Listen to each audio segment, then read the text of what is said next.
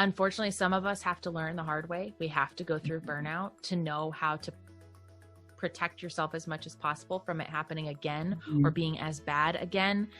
So I would say start to build those things into your schedule. Be proactive about it.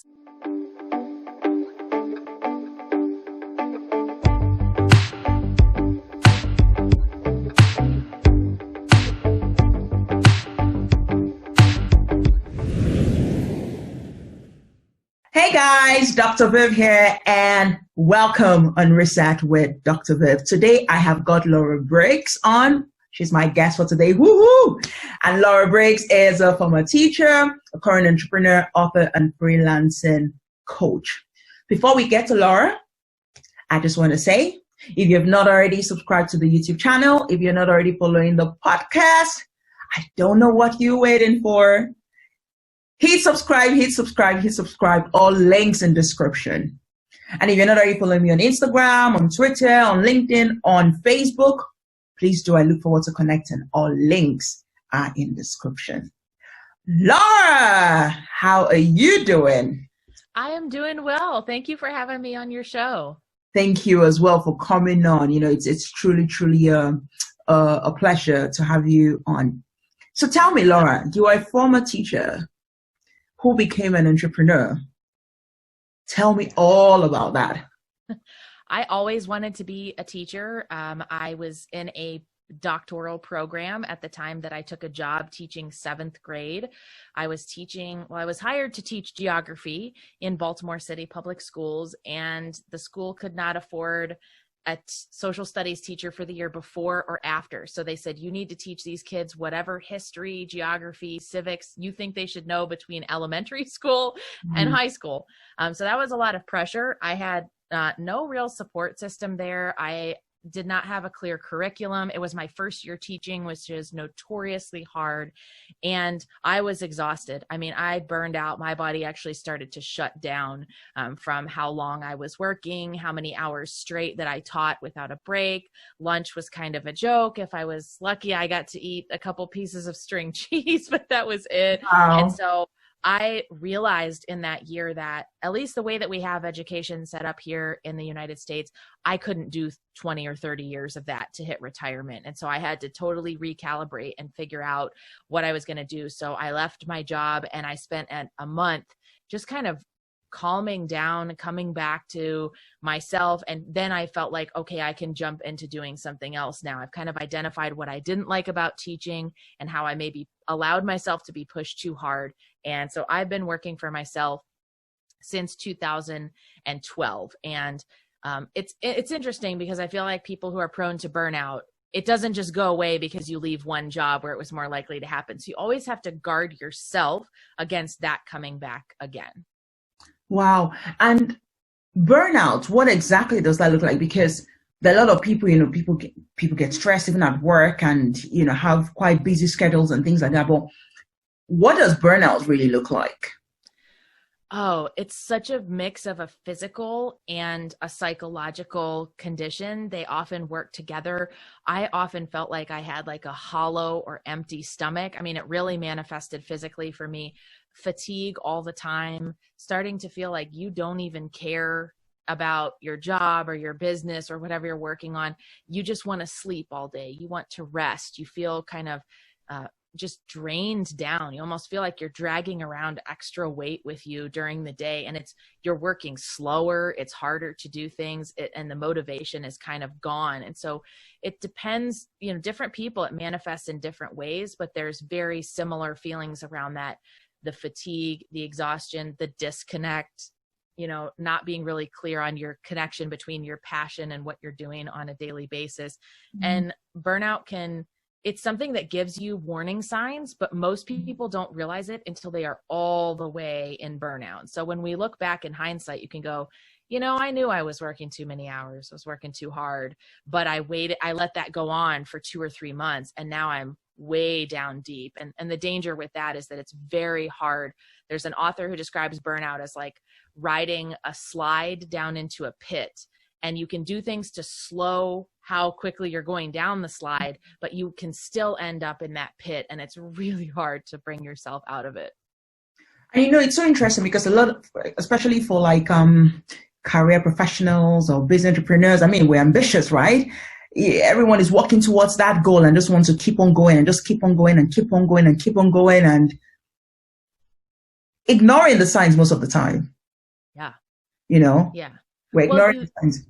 Well, you start to think, okay, this is hard, but I can do it. And so you fool yourself into thinking, okay, I only slept 4 hours a night every night this week. My body's still doing relatively okay, so I can keep pushing like this. And the thing is that your body can withstand that level of pressure for short periods of time. But if you ask it to do that over and over and over again, you're depleting your energy further and further down. And so that's the trap that I found myself falling into, is I would get in and I would just go, well, this is a period of stress. I have to accept it for what it is. I have to work really long hours. There's a lot going on, but I never gave myself the date by which I needed to be out of that. It wasn't like, okay, the next 2 weeks are going to be rough. So how can I plan around that to recover after those 2 weeks? Am I going to take some time off? Am I going to get rid of a couple of projects? Instead, I would just go, well, I did it for 2 weeks, so I'm sure I can do it for weeks 3, 4, 5. And then you get caught in this cycle. And that's so key, because the challenge is not so much doing it for short periods, but we then feel like we're superhumans.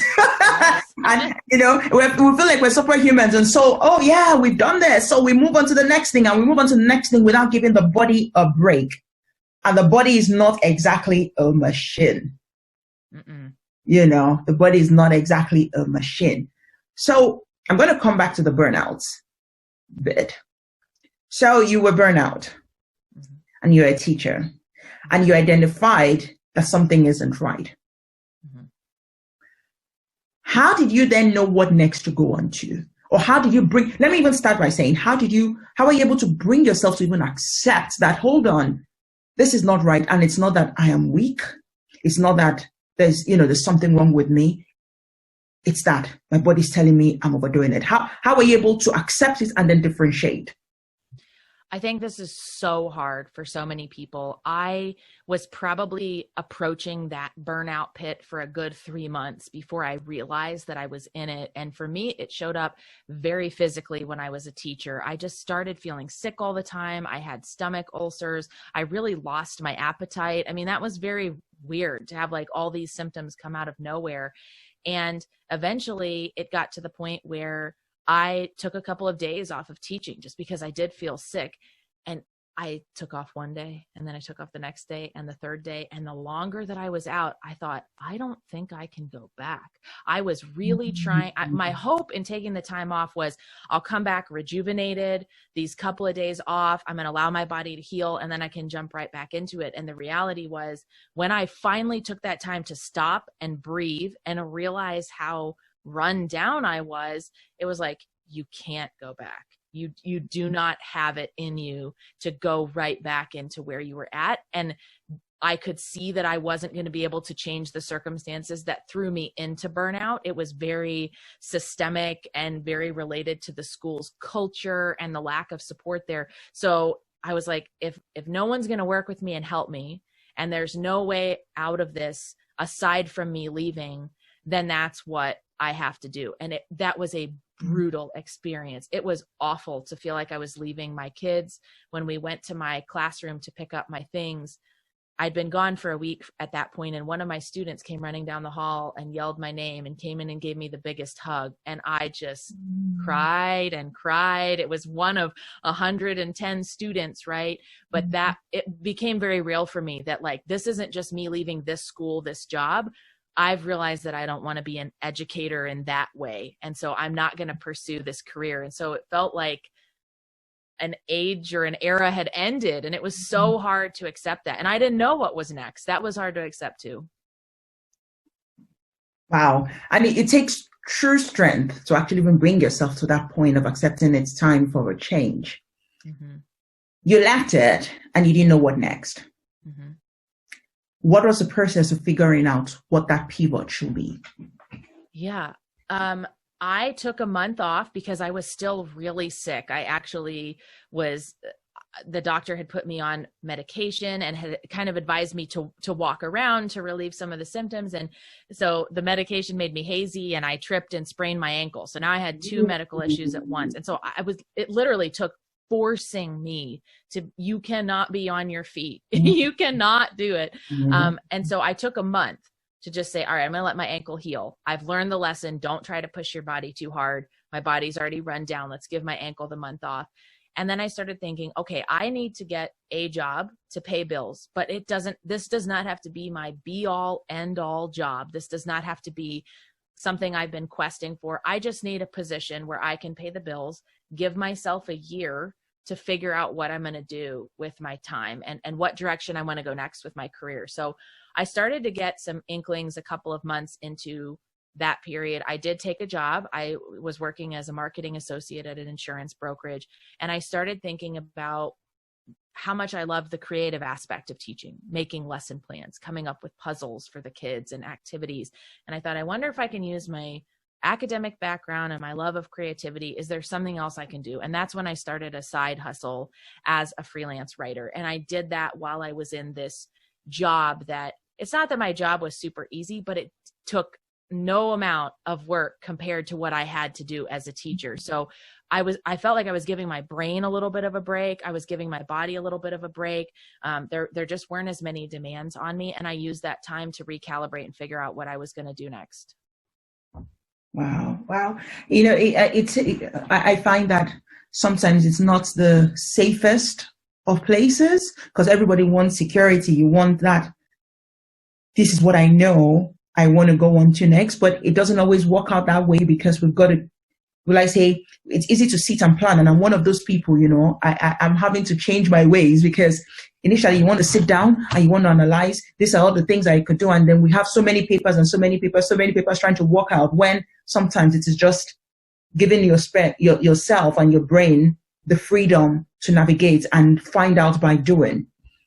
And I think part of the reason you get stuck in burnout is because it's a constant cycle of being busy. And so you never actually stop to think what you want. You're just going, I have to do this project and this is piling up and all of these other things. And so you never actually give your brain the space to go, okay, what do I really want to do? What do I really not like about what I'm doing? And so that for me was really hard to purposefully slow down and go, okay, I'm just going to think, I'm going to take a year. I'm going to do this job to make sure I have my bills paid, but I'm not going to put any pressure on me about it beyond that. I'm going to figure out what my next step is. It'll come to me and I'll figure it out. And I think that's one of the hardest things to do, but it's so important. You have to get quiet. You have to stop asking your brain to do one thing after the other because you don't know anymore what you want. You're just like, well, these are the things I do. And it's like, it's a whole separate question of, are those the things you want to do? And if you never stop and ask yourself that, you won't know. You said something there about giving your brain the space. Many of us, and I know sometimes I'm guilty of that, don't know how to just brain, okay, shut down, don't do anything, don't think. Yes. Well, what is one tip you give around that? How do people go about saying, brain, no thinking, stop? Yeah. Find an activity that you can do to slow down that's going to work for you. And so a lot of people's immediate reactions would be do meditation. I have a really hard time sitting still beyond 4 minutes or so. So that was never going to work. But what worked for me, I would go to we lived in a college town. I would go to the university and I would swim because under the water, there were no sounds. There were no phone interruptions. There were no conversations. It was literally just me swimming laps in the pool. And it was like, I felt like I gave myself that chance to disconnect and to really just let my brain rest and focus on one arm after the other and kicking and turn around and do the lap again. So find what's going to work for you. It could be walking. It could be journaling. It could be listening to peaceful music for 20 minutes when you wake up. Find something that's going to work for you and make it be a regular habit because you almost have to train your brain in this new way of doing things. Your brain is used to go. Yeah. And so it's that those first couple of days, especially if you're trying something like meditation, your brain's going to go, why are we doing this? We're wasting time. There's no time for this. So find one that's going to work that you can stick with and do little things at a time. Like with the swimming, first day was like 10 laps. That's it. That's all I can probably do. And then you build up over time. Over time. Wow. Wow. Deep, deep, deep. I heard you say you were doing your doctorate program as well. Mm-hmm. While doing the teaching. I have my doctorate program, my doctorate degree, and I know how tricky that was. So, lady, please tell me, how did that go? How did you do that? I was insane. I mean, I don't know what I was thinking. I was in a night PhD program, so I would teach during the day, and I would drive an hour and 20 minutes from Baltimore through Washington, D.C., down into Northern Virginia for class. Class was from 6:30 to 9:30 at night, and then I would drive that hour and 20 minutes back up home. I mean, I don't know what I was thinking. And part of it too, realizing that I didn't want to be an educator, and you're in a doctoral program hoping to become a professor. I'm like, well, what does this mean? Like, why am I in this program? And at that point, I'd come so far. And it's funny because I'm still in my doctoral program. I have taken the longest, slowest road to finish because I don't want to burn myself out. Yeah. So my whole committee knows my progress is going to be slow. At this point, I've done everything but writing the dissertation. But it was largely in part due to the fact that I pushed myself too hard in those earlier years. I was going to class at night. I was pushing myself, and oh, don't ever do that. You don't need to be a graduate student at night and a teacher during the day and have all the responsibilities of a full-time job. No, don't do it. But it's much respect to you, because sometimes we want to push and we want to go far and fast. Yeah. And it takes listening to know when to step back, because at the end of the day, sometimes we're rushing for all things in life, but the one person that you're in competition with alone is you. Yes. And especially when you're doing things when someone has told you there's a certain time to complete. So a doctoral program is a great example. If you see most of the people in the program finish in 5 or 6 years, then you automatically go, I have to finish in 5 or 6 years. Yeah. And I said instead, you know what? If it takes me 10, it takes me 10. And I eventually get to that finish line on my own time, but I do it in a way that is respectful to me and respectful to the fact that my professional career goals have changed. I am finishing my PhD now for me. It's not about my job. It's because it's a goal that I've set, and I want to take my time to get there. So don't compare yourself to other people. Or if someone tells you this is the time in which most people do it, or you have to do it, see if there's ways around that. Well, can that be altered? Is there any chance that we can change that for me? Because I already have other obligations, right? And I think that's so true. So many people have kids, they're taking care of elderly parents, they're doing other things. And so when you add more to your plate, ask if you can slow things down. Wow. And it's, like I said, it's much respect, and it is vulnerability, and owning that and saying, I'm not trying to be first in this. I'm just trying to do what me needs, so I think that's so powerful, because as someone who's done a PhD, and I was like, what? You're doing what? Wow. So it's for you. It's for you. Yeah. And I think there's power in that, in something you also said, because things can change. We're not very good at change. We look at the pandemic, for example. Many of us were not prepared for change or their goals and plans. I remember talking to someone, and they said to me, I don't know what, I just don't know. I can't plan. I can't think. Like my whole year, everything, like I don't know what I'm meant to do, and I don't know what I'm meant to do, and I'm not dealing well. And you suddenly realize how discomforting sudden change can be. How did you bring yourself to accept the change and navigate the change? I gave myself permission for it to be messy. I said, it's okay if I don't figure this out today. It's okay if I don't figure it out 4 months from now. I will figure it out eventually, and it doesn't have to be perfect. I think I felt a lot of pressure saying, okay, I don't want to work in education anymore, but I knew that the next thing I picked might not be the right thing either. And so I didn't want to put that pressure on myself of, all right, well, you found out that wasn't it, and you've invested a lot of time into the education field. So now you really have to get it right, because you're behind the curve and you've put years into that when you potentially could have been doing something else more aligned with what you wanted. And so I gave myself time. I gave myself that year, like, this is what it's going to take for me to think through it, see if I like this job, what aspect of my new job do I like and not like, is there something else I want to do? And if I don't get it right the first time, that's fine. I'll eventually figure it out. I think you have to give yourself permission.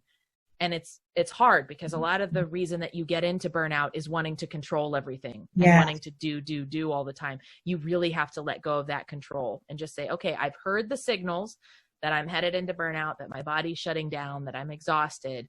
So I have to, you have to protect yourself from yourself, because the tendency is going to want to be to put those same level of pressures right back on you again. So true. And this is something I often say to my community.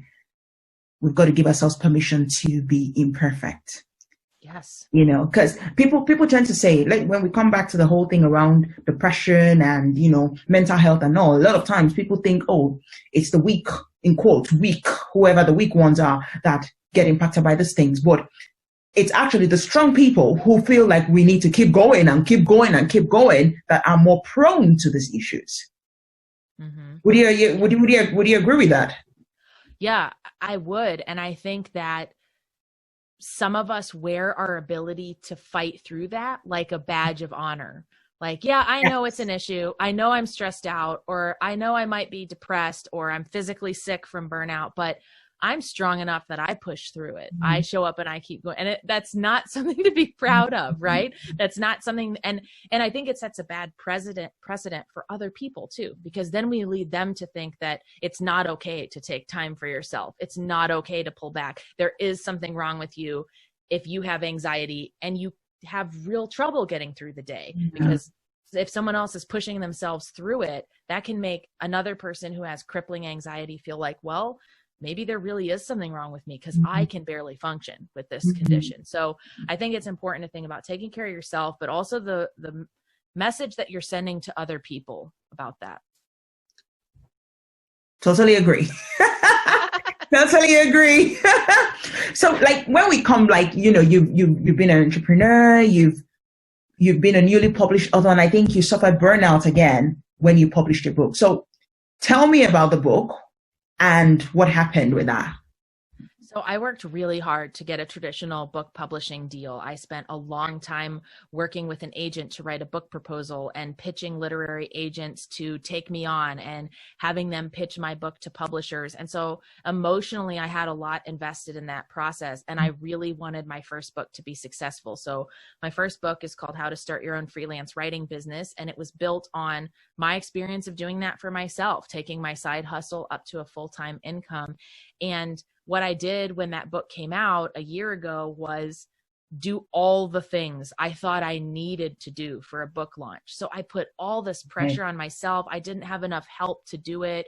I was balancing that while still essentially working full time, and then trying to add this other project on top of all that I had to do just for me. And 2 weeks before that book came out, I was so tired that I thought, if I have to talk about this book one more time, if I have to do one more task, said at this point, I don't even care. If it sells 0 copies, I don't care. And I went, oh no, I felt this before. I'm like, this is not new. This is how you felt about teaching. And so the one benefit of going through it a second time was I saw it happening sooner. And I realized, okay, immediately I have to take my workload down. I have to take time off. I have to be more flexible in my schedule, where if I wake up on a Wednesday and I'm exhausted, I can go back to sleep if I need to. So it was really hard. I will say the second time was actually harder, because the first time I was able to quit the position and walk away from the primary thing that was causing me the burnout. The second time around, it was me. I couldn't get around away from myself. I had to live with her. So I had to really be conscious of doing that same thing, pulling back, scaling down, giving myself time to think, time to just rest, and time for it to be messy too, and figure out what that next step was going to be. And so I think that's an important lesson. for a lot of us, burnout is not a once and done thing. There are habits that get us more likely to be in that situation already. And so you have to be aware of it and say, what am I going to do to help protect myself from that happening, or to get better about recognizing the early warning signs so I can stop it then? Sadly, it's more frustrating to go through it the second time, because you're like, I should know better. I've been through this before, but it happens. So. And it's so interesting, because it is true. The first time it was them. The second time it was your bid. Do you realize that a lot of times when it's your bid, you even work even harder? Yes, that's why I think it was worse. I mean, There was no one telling me I had to do all these things. It wasn't the publisher or my agent saying you need to put in 80-hour weeks. It was only me. And I started noticing that I was doing that thing of, well, the book's coming out in a month, so I can't stop now. I have to keep going. If that means I don't sleep, I don't eat well, I stop exercising, all the things that help you take care of yourself and guard against burnout. When you ditch all of them and then you never stop, like, it's not a good cycle. And so I have to agree. It was worse because it was me, and I pushed myself harder, and I wanted to hold myself to a standard that no one but me had set. So, like, what sort of habits have you, being that you went through it the first time, the second time was a good thing because you identified it, and you know that there's this risk, because a lot of times I myself, I want to work hard, like push. What sort of habits have you been developing to, will I say, help you heal, and will I say move into this new normal where you are not burning out so much? Yeah, I think I look for ways that I can build self-care into my schedule that works for me, because it's one thing, we were talking about meditation. That's not for everyone. Journaling is not for everyone. I knew that one of the things that was running me down is I wasn't eating well, or I wasn't eating at all. And so I actually really enjoy cooking. And so one of the things I did is I signed up for one of the services that delivers all the ingredients to cook the meal with the recipe to your house, and it's all in a bag. And so you still get to cook, and you get to cook stuff you'd never buy at the grocery store, and it's fresh vegetables. And so it became about an experience for me. It wasn't about, like, before I'd be like, well, let me just eat something really quick because I have 5 minutes. Now I'm very intentional about, this is an enjoyable experience. I get to pick the meals each week. I'm eating healthier. I'm eating new foods, and it's a whole experience. And so that has been one of the things that I do. I also have my support system call me out on my problems. My husband knows when he starts to say, wow, you're looking real tired lately. You're pushing I see you up in your office. You're getting up at 5 a.m. again. He'll call me on it. And then I have hired help in my business. So my online business manager will tell me, she'll say, you're doing a lot of things, and I can hear how you sound, and I can hear the pressure you're putting on yourself. So let's talk about what we can take off your plate. Let's have that conversation now. So I found that having other people just, like, in a nice, gentle way, warn me that I could be at the beginning of it makes me more likely to do it. And make that self-care part of your schedule. If you need an hour of walking every day before you sit down at your computer, that's a non-negotiable. You do it every single day. Even if you have a big full day ahead, that is your time to be calm and to recalibrate. So make those things in your schedule and be intentional about them. And that you just talked about the power of accountability, and it's not accountability for other people. Benefit, it's for your benefit, where you can own up to those that are working with you, those that are your family and friends, and say, guys, I am prone to this. I need your help. Keep me in check. Yeah.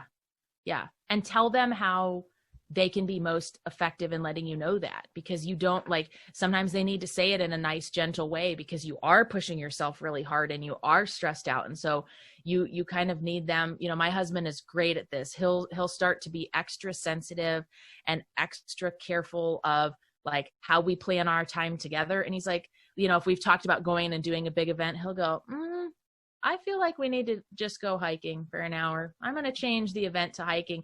And it's not because he wants to go hiking. It's because he knows we need the calm, the chill. And that's sort of my cue. When I hear things like that, I'm like, oh, he's trying to protect me from myself without saying it, without calling me out directly. And so tell people how they can most be of help, and tell them your warning signs. So we know that in this house, me waking up super early, me not eating healthy, those are top clues that I'm on a bad path.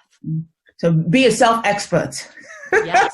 Be a self-expert. And there's something else that you said earlier on as well, you know, which was really key. You said, well, not exactly said it this way, but it's about knowing what works for you. Because a lot of times, for many times we hear, oh, to get calm down, meditate, but meditation may work for others, may not always work in all circumstances and may not work for you. So it's about knowing what works for you. And I think that's so powerful to bring out. Because many people may run to meditation when the brain is not complying. and there's nothing wrong with you if that or some other tool someone suggests doesn't work. It's just like that, being open to trying things and go, okay, I tried that. It's really not for me. What else could I do that would help me slow down and help me feel rested and better about how things are going on a day-to-day basis, and stick with that. So there's no one wrong way to do self-care, because you have to figure out what's going to work for you. Wow. Laura, it has been so amazing having you on speak like this and, you know, drop such valuable, like, you know, things for us. If people wanted to connect with you, where can they connect with you? Yeah, you can find me on LinkedIn. That's probably the platform where I'm the most active. So you can find me at Laura Briggs on LinkedIn.